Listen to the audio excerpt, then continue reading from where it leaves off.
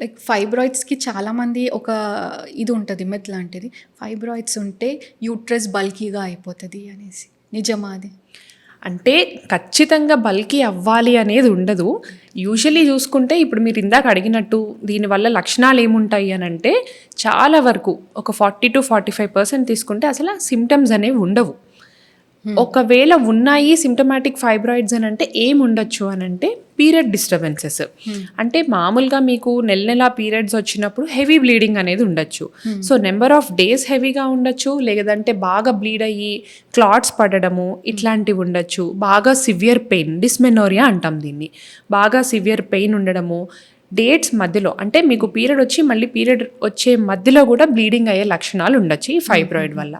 ఇంకా pressure symptoms, ఒకవేళ size కనుక పెద్దగా అయ్యి ఫైబ్రాయిడ్ దేని మీదన్నా అబ్స్ట్రక్ట్ చేస్తుంది అని అంటే వాటి వల్ల వచ్చే ప్రెషర్ సిమ్టమ్స్, లో బ్యాక్ ఏక్ కానీ, క్రానిక్ పొత్తి కడుపులో నొప్పి, పెల్విక్ పెయిన్ కానీ, ఒకవేళ యూరినరీ బ్లాడర్ మీద కానీ లేకపోతే వెనక పేగుల మీద కానీ దీని ఎఫెక్ట్ పడుతుంది అని అంటే ఏమేమి ఉండొచ్చు అని అంటే యూరిన్కి వెళ్ళేటప్పుడు ఫ్రీక్వెన్సీ ఎక్కువ ఉండొచ్చు, అంటే ఎక్కువ సార్లు వెళ్ళొచ్చు.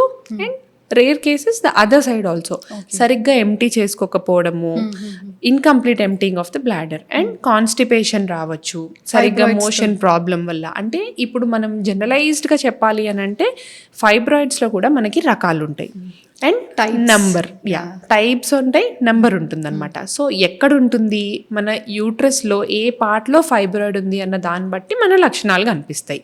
లోపలకు ఉంది దాన్ని సబ్మ్యూకోసల్ అంటాం.